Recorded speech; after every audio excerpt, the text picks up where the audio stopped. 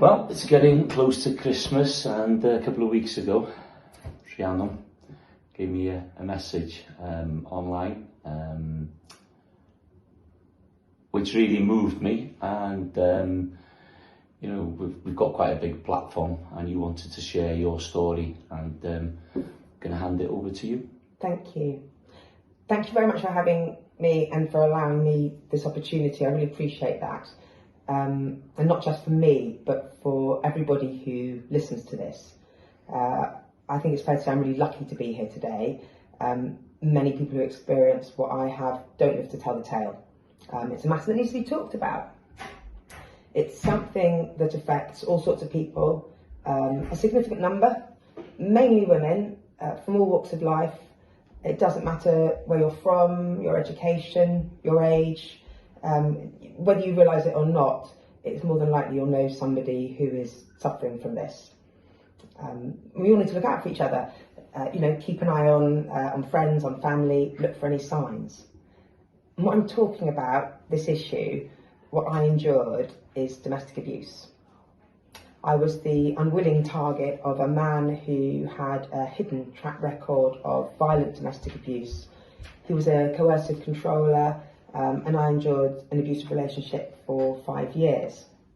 And when I managed to end it, the situation got a lot worse. What might seem odd to some was that at the time I didn't recognise what was happening to me, to my children.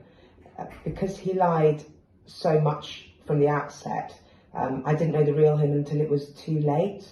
I fell for the man who was portrayed, and then later on found out that that man didn't actually exist. So as you said, Christmas is a few days away, and what for many of us is a joy-filled time, a time to be with family, to be with the people that we love, to enjoy sharing food. Maybe we get to watch that classic film together, go for a walk. Maybe for some, not the farmers, there's a few days off, a few days of rest from the work. But for the women and children who are being abused, for those who live in the abusive households, domestic abuse actually tends to worsen over the Christmas period. You'll hear that abuse increases because people are at home more, that the relationships are more confined, maybe there's less money, expectations can be higher, there's often more alcohol around, perhaps people claim their health is poorer, and as a result of all of the pressures of Christmas, that's why these things happen. But none of these factors actually cause abuse. What they are reasons given by the perpetrators as excuses for their behaviour. Abuse is caused by the perpetrator. It's their choice. It's their choice to exert their power and their control over others. So Christmas isn't joyful for all. And as far as what can be done, I'd say to everybody, open your eyes, listen, check in on the friend you haven't heard from for a while, call on the neighbour, reach out to that person and just try and gently stay in touch. Listen to your instinct. So much of the time that instinct's right.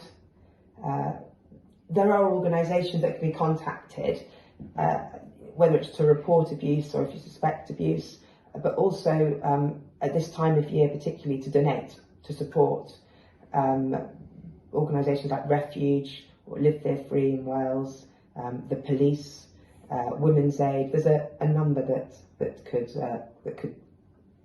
are there. But what I wanted about doing is if I tell you a bit more about my own experience in our next conversation, and particularly how living rurally meant that there were additional complications to what my children and I experienced. Thank you so much for sharing. I can see a very difficult story, and hopefully we can open a door, and if we can help one person. It makes all the difference. That's all it needs. All it needs is for one person to not experience any part of what I've experienced and what my children have experienced, then it's worth going through what it takes to share. Yeah. Yeah.